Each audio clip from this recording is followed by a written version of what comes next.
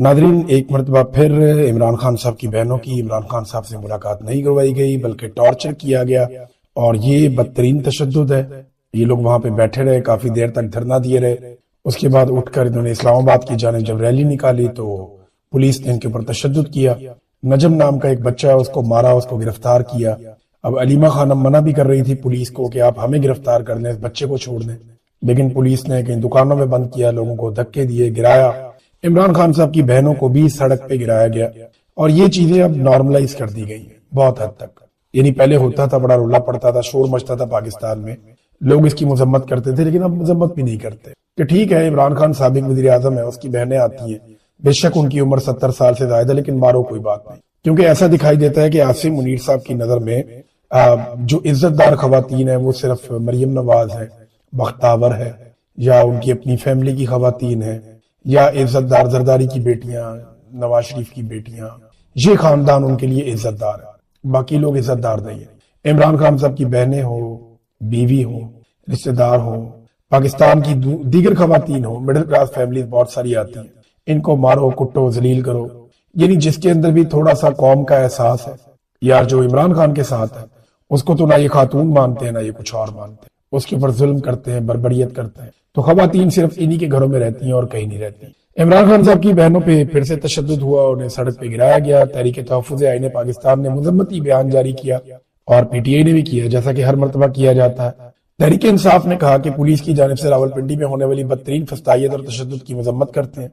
आज इमरान खान से उनके अहले खाना और वकला की मुलाकात का दिन था, नहीं करवाई गई मुलाकात। आखिरी मुलाकात को तकरीबन 50 दिन गुजर गए हैं। खुली अदालती अहकामात की और इंसानी और इखलाकी और कानूनी रवायात की मुसलसल खिलाफ वर्जी हो रही है। मुलाकात रोकने के इस गैर आईनी इकदाम के बाद इमरान खान की बहनों और अवाम ने धरना खत्म करके रावलपिंडी में एक मुकम्मल तौर पर पुरअमन रैली निकाली। मगर पंजाब पुलिस ने सब्र, कानून और शाइस्तगी का मुजाहरा करने की बजाय हमेशा की तरह तशद्दुद और जबर का रास्ता इख्तियार किया। बिला इश्तिहार लाठीचार्ज किया, वहशियाना तशद्दुद किया। इमरान खान की बहनों के साथ साथ सूबाई वजीर मीना खान अफरीदी और कौमी असम्बली में पाकिस्तान तहरीक इंसाफ के पार्लिमानी लीडर शाहिद खटक को एक दुकान के अंदर बंद करने की कोशिश की गई, जो पंजाब हुकूमत की पुलिस की खुली गुंडागर्दी का एक और सबूत है। इस तशद्दुद के नतीजे में दर्जनों कारकुन जख्मी हुए, कई वर्कर्स को गिरफ्तार किया गया, कम उम्र बच्चों को भी हिरासत में लिया गया, जो किसी महज़ब और जमहूरी मुआशरे में नहीं होता। गाड़ियों को भी नुकसान पहुंचाया गया। और पंजाब हुकूमत का जो रवैया है वो गैर जमहूरी है। जबर और तशद्दुद के जरिए अवाम की आवाज को दबाने के नाकाम हथकंडे हैं। इमरान खान के अहले खाना और वकला से मुलाकातों को रोकना ये गैर कानूनी है और गैर इंसानी इक़दामात हैं। इसकी मुकम्मल जिम्मेदारी पंजाब हुकूमत और पंजाब पुलिस पर आयद होती है और उन्हें इसका जवाब देना होगा। पीटीआई ने जिम्मेदारी डाल दी पंजाब हुकूमत की और पंजाब पुलिस की। हालांकि पीटीआई अच्छी तरह जानती है कि इनकी टके की औकात नहीं। जो लोग ये कर रहे हैं वो लोग ये कर रहे हैं और वो हमेशा से ये करते आए। उन्होंने कायदे आजम के साथ ये किया, फातिमा जिन्ना के साथ ये किया, लियाकत अली खान के साथ किया, मशरकी पाकिस्तान में क्या किया, जुल्फ़िकार अली भुट्टो के साथ किया, बेनज़ीर भुट्टो के साथ किया, नुसरत भुट्टो के साथ किया। उन्होंने सबके साथ ही किया। नवाज शरीफ की बीवी की गाड़ी को हवा में उठा दिया लिफ्टर के साथ। ये बात है जब नवाज शरीफ डील करके जद्दा भाग गए थे, उससे पहले की बात है। तो ये हमेशा से वही लोग करते हैं, एस्टेब्लिशमेंट ही करती है। तहरीक तहफ़्फ़ुज़ आईन पाकिस्तान ने भी इसी तरह का एक मुज़म्मती बयान जारी किया है और उन्होंने अपील की सिविल सोसाइटी से, मीडिया से और जमहूरी कुव्वतों से कि वो आइन की बालादस्ती और अदलिया की खुद मुख्तारी के लिए अपनी आवाज को बुलंद करें। ये आ गई तहरीक तहफ़्फ़ुज़ आईन पाकिस्तान का भी बयान। तो ये मामला है और लगातार है, इसमें कोई तब्दीली नहीं आ रही। जबकि ऑपरेशन जो है वो खैबर पख्तूनख्वा में जबरदस्ती वफाकी हुकूमत जारी रखे हुए। अब हो ये रहा है कि इन्हें लगता था कि पाकिस्तान तहरीक इंसाफ को ये बर्बाद कर देंगे ऑपरेशन के नतीजे में, लेकिन जिन जिन लोगों को उनके घरों से, उनके इलाकों से बेदखल किया जा रहा है, रस्ते में पाकिस्तान तहरीक इंसाफ के MNAs और MPAs खड़े होकर उन्हें रोकते हैं, उनसे पूछते हैं, उनके हालात दरियाफ्त करते हैं और उन्हें अपनी हमायत की यकीन दहानी करवाते हैं। तो वो जो एक बयानिया ये बना रहे थे, कोशिश कर रहे थे कि लोगों को रुस्वा करेंगे और पाकिस्तान तहरीक इंसाफ पे डाल देंगे, वो ये कर नहीं पाए। डॉक्टर अमजद ने और कुछ और दीगर लोगों ने एक नुक्ता उठाया। नुक्ता गलत नहीं है, देखें ये लॉजिकल एंड पे अगर आप देखें तो ये बात करना तो खतरनाक है कि दहशतगर्द सिर्फ कबायली इलाकों में आके लोगों को क्यों मारते हैं। شہروں میں کیوں نہیں جاتے؟ یعنی نارملی یہ جو دہشت گرد لوگ ہیں یہ اپنے آپ کو اسلام کے ساتھ جوڑتے ہیں نا، یہ کہتے ہیں ہم اسلام لے کر آنا چاہتے ہیں، تحریک طالبان پاکستان یا تحریک طالبان افغانستان، تو ایکچولی تو یہ اسلام پسند لوگ ہیں نا، تو یہ اسلام کے ساتھ جوڑنا چاہتے ہیں۔ انہوں نے سوال یہ اٹھایا کہ یہ لوگ کہتے ہیں کہ ہم اسلام کے لیے لڑ رہے ہیں، لیکن یہ حملے ان لوگوں پہ کیوں نہیں کرتے جو غیر اسلامی حرکتیں کر رہے ہیں؟ ایک ٹیکنیکلی ایک سوال اٹھایا اور لاجک اسے مانتی بھی ہے، بے شمار ایسی پارٹیاں ہوتی ہیں، ایسی دعوتیں ہوتی ہیں، لیکن وہاں پہ کبھی بھی کسی قسم کا کوئی دہشت گردی کا حملہ نہیں ہوتا، ہونا بھی نہیں چاہیے۔ میں اس کے حق میں ہوں کہ کہیں بھی دہشت گردی کا کوئی بھی حملہ نہیں ہونا چاہیے، لیکن وہ لوگ یہ سوال پوچھتے ہیں کہ ہم قبائلی لوگ جو اسلام کے عین مطابق زندگی گزارتے ہیں، یہاں پہ ہی مسلح دہشت گرد کیوں آ جاتا ہے؟ اور پھر جب آپریشن ہوتا ہے تو نہ فوج کو نقصان ہوتا ہے، نہ دہشت گردوں کا نقصان ہوتا ہے، نقصان مقامی آبادی کا ہو جاتا ہے۔ یہ کیوں ہو رہا ہے؟ تو اس کا سادہ جواب جو ہے، جو مقامی لوگ بتاتے ہیں، وہ یہ کہتے ہیں کہ جہاں جہاں پہ معدنیات ہے وہاں پہ پہلے دہشت گرد لائے جاتے ہیں، پھر ان کو وہاں پہ قبضہ کروایا جاتا ہے، پھر ان دہشت گردوں کو مارنے کے لیے فورسز آتی ہیں، پھر وہ بھی اپنے علاقوں میں قبضہ کرتی ہیں، پھر دونوں طرف کے لوگ مقامی لوگوں کا نقصان کرتے ہیں، اور پھر ان دونوں کی لڑائی کے لیے میدان خالی کیا جاتا ہے اور مقامی لوگ یہ علاقہ چھوڑ کر چلے جاتے ہیں، پھر مقامی لوگوں کو واپس کبھی بھی ان کے علاقوں میں صحیح طرح بسنے نہیں دیا جاتا۔ اگر لوگ واپس آ بھی جائیں تو وہاں پہ بہت بڑے بڑے کنٹونمنٹس بن گئے ہوتے ہیں، ایسے علاقے جہاں پہ پہلے کبھی بھی فوج نہیں تھی لیکن فوج کی بڑی بڑی چھاونیاں بن جاتی ہیں۔ سوات میں آپ دیکھیں نا کتنے بڑے پیمانے پہ بن گئی ہیں، اور بہت سارے علاقوں میں آپ دیکھیں جہاں ماضی میں چھاونیاں نہیں تھی لیکن اب وہاں پہ کنٹونمنٹس موجود ہیں، اور یہ آپریشنز کے بعد ہوا۔ فوج یہ کہتی ہے کہ یہ بہت ضروری ہے، وہ اس لیے کہ یہاں پہ دیر پا امن قائم کرنا ہے۔ مقامی لوگ یہ کہتے ہیں کہ کنٹونمنٹس بننے کے بعد ہمارے وسائل کے اوپر سے ہمارا کنٹرول کم ہو جاتا ہے، اور کنٹرول جو ہے وہ فوج کے پاس چلا جاتا ہے۔ یہ وہ پھڈا ہے جو مقامی لوگوں کے دماغ میں گھس گیا، یہ بات ان کے دماغ سے نکلتی رہی، انہیں لگتا ہے کہ لڑائی ان کے وسائل پہ قبضے کے لیے اور کوئی بات نہیں ہے۔ ناظرین، جب بھی عمران خان صاحب ایک نئی تحریک شروع کرنے کی بات کرتے ہیں تو کوئی نہ کوئی سازش شروع ہو جاتی ہے۔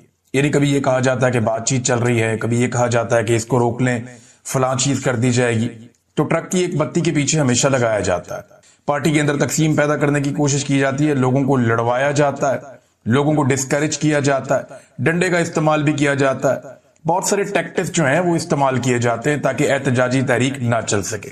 اور یہ کام زیادہ تر پاکستان کی اسٹیبلشمنٹ اور جو موجودہ رجیم ہے، حکومت ہے، یہ مل کر کرتے ہیں۔ اسٹیبلشمنٹ کسی بھی صورت میں عمران خان صاحب کے وجود کو اب برداشت نہیں کر سکتی، یہ بات بالکل سادی ہے۔ اسٹیبلشمنٹ کو کبھی بھی کسی سیاستدان نے اتنا نقصان پاکستان میں نہیں پہنچایا جتنا عمران خان صاحب نے پہنچا دیا ہے۔ پاکستان کا ایک ایک بچہ اب جانتا ہے کہ پاکستان کے مسائل کے لیے ذمہ دار اسٹیبلشمنٹ کے بند کمروں میں کیے گئے غلط فیصلے ہیں۔ جب تک یہ فیصلوں کا اختیار عوام کے پاس نہیں آئے گا یا عوامی منتخب نمائندوں کے پاس نہیں آئے گا، تب تک پاکستان آگے نہیں بڑھ پائے گا۔ یہ چیز کسی دور میں نواز شریف کو سمجھ آئی تھی، بینظیر بھٹو کو بھی سمجھ آئی تھی، لیکن نواز شریف صاحب نے ایسا لگتا ہے کہ کمپرومائز کر لیا، اور انہیں سمجھ آ گئی کہ زندہ رہنے کا طریقہ اور سیاست میں زندہ رہنے کا طریقہ یہی ہے کہ کمپرومائز کریں اور اپنے خاندان کے لیے اقتدار کا ایک حصہ لیتے رہیں اسٹیبلشمنٹ سے۔ ایک حصہ میں نے اس لیے کہا کہ اس میں زیادہ تر چیزیں جو ہیں وہ اسٹیبلشمنٹ کے ہاتھ میں ہی رہتی ہیں۔ اس مرتبہ پاکستان تحریک انصاف کو تقسیم کرنے کے لیے جو حملہ ہوا وہ تحریک انصاف کے باہر سے نہیں ہوا، وہ تحریک انصاف کے اندر سے ہوا۔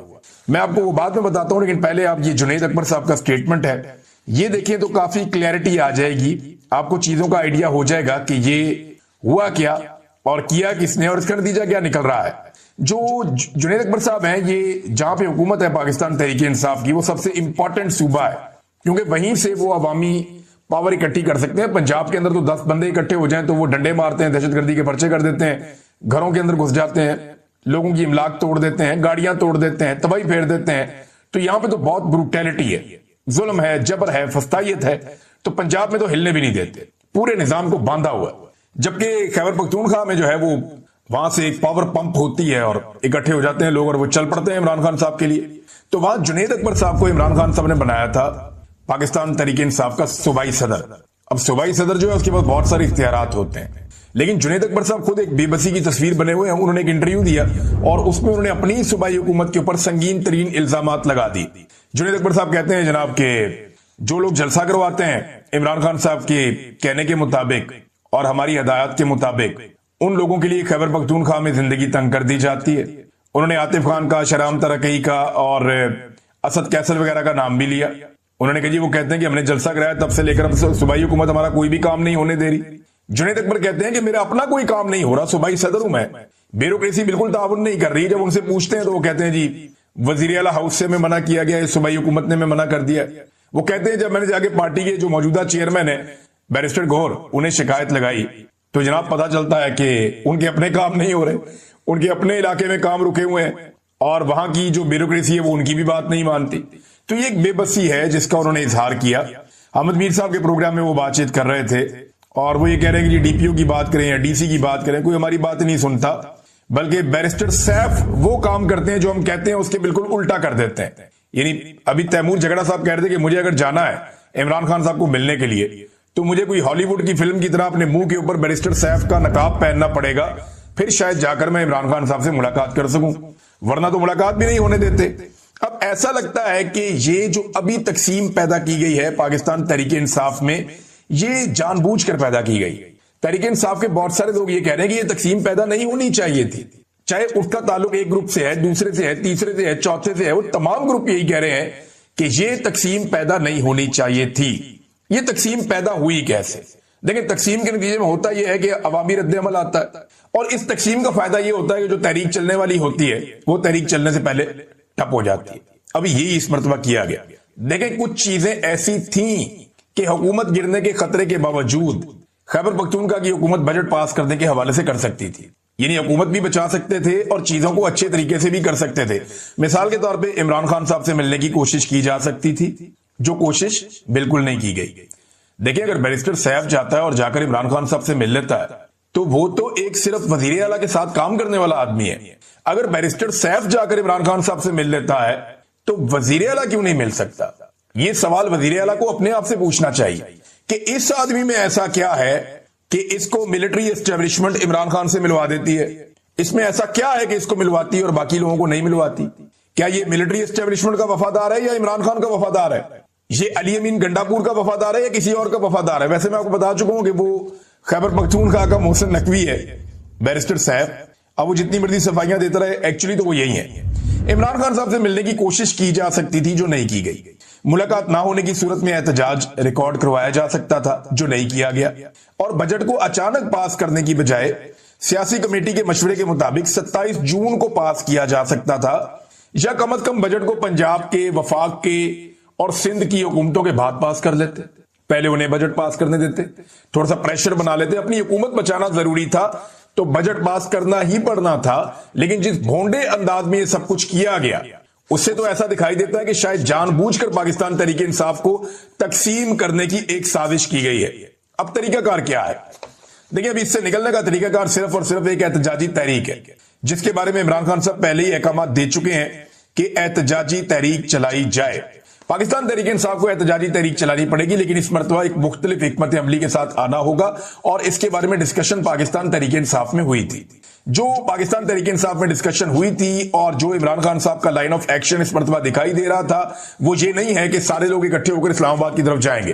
اس مرتبہ جو ان کا لائن آف ایکشن تھا, اور یہ میں آپ کو بتا رہا ہوں, یہ وہ لوگ یا جو پاکستان تحریک انصاف کے اندر سے خبریں آ رہی ہیں یا جو چیزیں پبلک ہو چکی ہیں ان کے بارے میں بتا رہا ہوں میں آپ کو, کہ ان کا لائن آف ایکشن یہ تھا کہ پورے پاکستان کو بند کریں گے, مین شاہراہیں پاکستان کی بند کریں گے, اور بہت ساری جو انرجی سمیت دیگر بہت ساری چیزوں کی جو سپلائی ہے اس کو بند کر دیں گے. پاکستان تحریک انصاف کے کارکن مختلف علاقوں میں بڑے پیمانے پر نکل کر, اور اگر اس طرح کی ایکٹیویٹی ہو جاتی ہے, سپلائی بند ہو جاتی ہے, شاہراہیں بند ہو جاتی ہیں, رستے بند ہو جاتے ہیں, یہ عملی طور پہ پاکستان تحریک انصاف, دیکھیں وہ ملک کی ایک بہت بڑی طاقت تو ہے, تو انہیں ایک مومنٹم بنانا پڑے گا نا تحریک کا, اور اگر وہ مومنٹم بنتا ہے اور اس کے بعد وہ ملک کو جام کرنے میں کامیاب ہو جاتے ہیں تو یہ ایک بہت بڑا پریشر ہوگا, انٹرنیشنل لیول کی نیوز بنے گی, پاکستان کے اندر ایک بہت بڑی خبر بنے گی, اور ایک بہت بڑا پریشر کریٹ ہوگا, اور اس پریشر کے نتیجے میں پاکستان کی اسٹیبلشمنٹ کو شاید کوئی کڑوا گھونٹ کرنا پڑ جائے, جو ابھی وہ کرنے کے موڈ میں نہیں ہے. انڈیا پاکستان مارکے کے بعد پاکستان کی اسٹیبلشمنٹ کو ایسا لگتا ہے کہ جو عوام انہیں برا بلا کہہ رہی تھی شاید اب نہیں کہہ رہی, لیکن یہ ان کی غلط فہمی ہے. یہ ایک آپٹکس ضرور کریٹ ہو گئے ہیں, لیکن جب بھی وہ کوئی پولیٹیکل مسٹیک کریں گے یا کوئی ایسی چیز کریں گے, یعنی ابھی میں دیکھ رہا ہوں ہمارے جو ملٹری افسران ہیں وہ نوجوانوں سے ملتے ہیں جا کر, کبھی مدارس میں, کبھی اسکولوں میں, کبھی کالجز میں, مختلف جگہوں پہ انٹریکشنز کر رہے ہیں. وہ جو ایک امیج بلڈنگ ہے وہ کی جا رہی ہے.